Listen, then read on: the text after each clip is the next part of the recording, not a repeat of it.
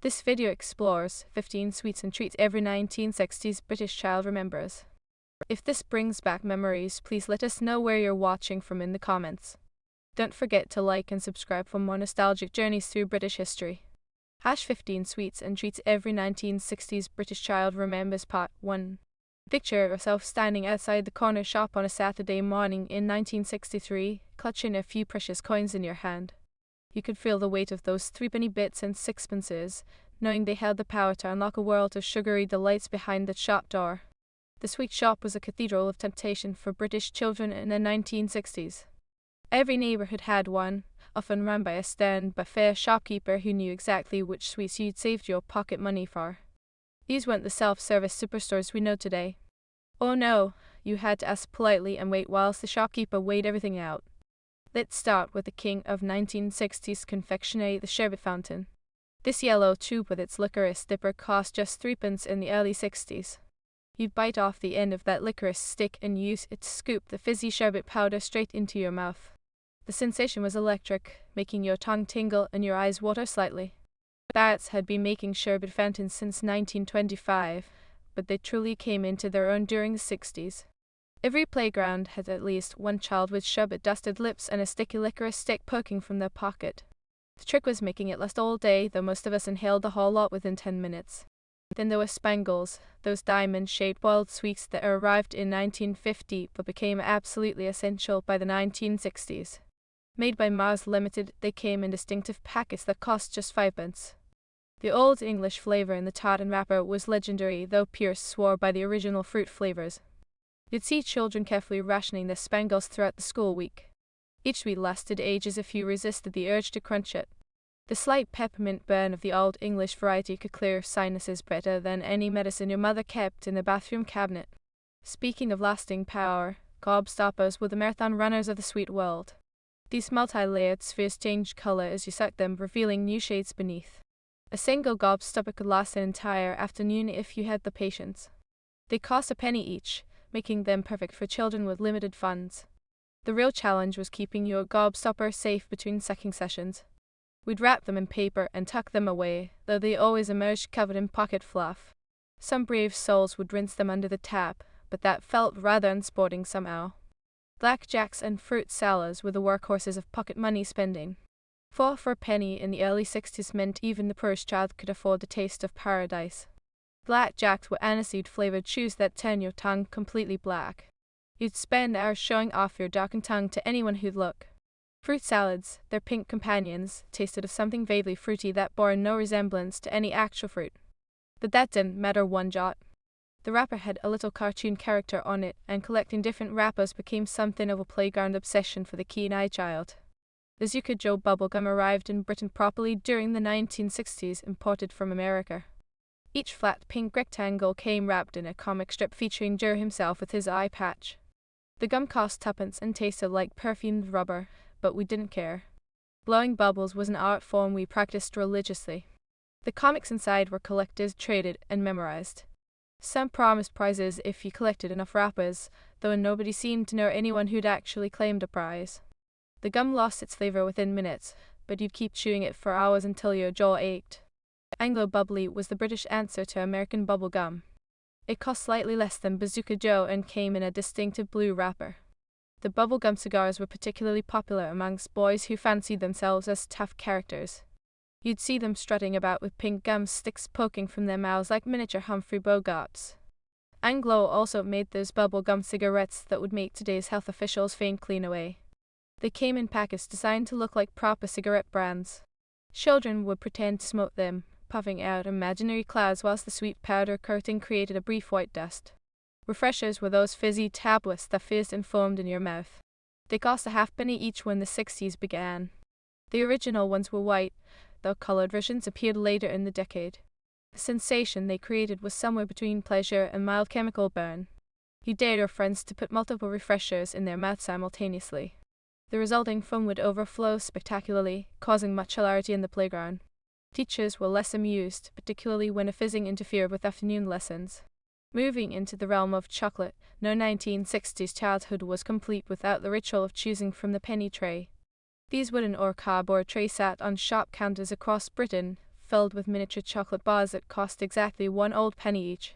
Cadbury's dominated with their small bars of dairy milk, but the real gems were the more exotic offerings that appeared throughout the decade. Fry's 5 Boys chocolate bar told a story through 5 photographs on the wrapper, showing a boy's changing expression from despair to joy. The bar itself contained 5 sections of creamy chocolate, though most children devoured it in one go rather than savoring each square separately.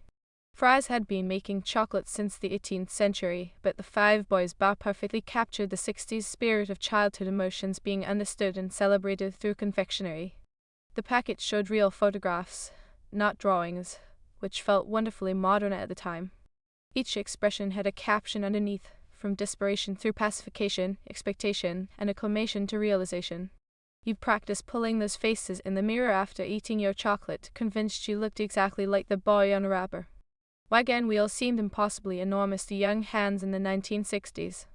These marshmallow and jam-filled biscuits covered in chocolate cost 6 pence and felt like a proper meal rather than just a sweet treat. Benton's Biscuit Company had launched them in 1948, but they became truly iconic during the following decade. The great debate among 60s children was whether wagon wheels had actually shrunk over time. Even then, older siblings swore they used to be bigger. Today we know they genuinely were larger back then, measuring about 82 millimeters compared to the modern 74 millimeters. But in the 60s, we simply knew they filled your hand and satisfied your hunger between meals. Jamboree bags offered something special for 3 pence or 6 pence depending on size. These paper bags bulged with an assortment of sweets, sherbet, a lollipop, and usually a small toy. The contents were mysterious until you opened them, making each purchase an adventure. Different sweet manufacturers produced various versions, but they all followed the same wonderful principle of maximum variety for minimal outlay. The toys inside were often tiny plastic trinkets or paper novelties, nothing that would impress children today. But in the 60s, finding a small whistle or a paper puzzle at the bottom of your sweet bag felt like discovering treasure. You'd compare your haul with friends, occasionally trading items to complete collections nobody actually kept. Flying saucers were perhaps the most peculiar sweet we encountered.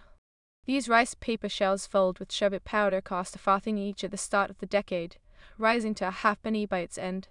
The rice paper dissolved on your tongue, releasing a burst of fizzy sherbet that made your whole mouth tingle with sensation. Eating flying saucers required a particular technique. Bite them too hard and sherbet powder exploded everywhere. Handle them too gently and the paper stuck to your fingers in summer heat. The perfect method involved popping the whole thing in your mouth and letting it dissolve naturally, though impatient children rarely mastered this approach. Sweet cigarettes caused controversy even then, though nothing like the furore they create today. Various manufacturers produced them, with Bass being particularly prominent. They came in packets mimicking real cigarette brands, complete with faux health warnings that seemed amusing at the time. Each chalk-like sweet stick had a pink tip to simulate a glowing ember. Children would tap the packet just like their fathers did, then place the sweet between their fingers in imitation of adult sophistication. The sweets themselves tasted of vaguely minty sugar and left a powdery residue on your lips. Looking back now, they seem rather sinister, but in the context of the 60s, when everybody's parents smoked, they were simply part of childhood play. Parma violets divided opinion sharply. These small purple tablets tasted strongly of violet flowers and perfume. They cost 2 pence for a roll and inspired either passionate devotion or utter revulsion. Swizzle's Matlow had been producing them since the 1940s, but they became particularly associated with the swinging 60s. Taste with them like anything else in the sweet shop. Some children claimed they tasted like soap, others like their grandmother's handbag smelled. Those who loved them would hoard packets, whilst those who didn't would use them as currency for trading with devoted fans. There was absolutely no middle ground where Parma violets were concerned. Licorice all sorts represented the pinnacle of sophisticated sweet selection for a 60s child. These colorful assortments cost more than penny sweets, usually around 9 pence for a small bag from Bassett's. The variety was astonishing: licorice sandwiches, coconut rolls, licorice buttons, and those distinctive circular pieces with multiple colored layers. The great skill was eating them in order of preference, saving your absolute favorite until last. Some children picked out only the coconut-covered pieces, leaving the pure licorice for siblings or desperate moments. The assortment taught young Britons about delayed gratification and strategic planning, though we didn't realize we were learning anything beyond which sweets tasted best. Finally, we must remember love hearts, those small chalky hearts with messages pressed into them. Made by Swizzle's Matlow, they cost a penny for a roll and became essential equipment for playground romance. The messages ranged from the innocent "be mine" to the daringly forward "kiss me." Those 60s children found even these tame phrases thrillingly romantic. You'd carefully select the appropriate heart to give your crush, then spend agonizing minutes working up courage to actually hand it over. More often than not, the love heart ended up eaten by yourself, the intended message dissolving on your tongue along with your nerve. They tasted of perfume, sugar, and childhood innocence, a flavor we didn't appreciate until it had long since disappeared.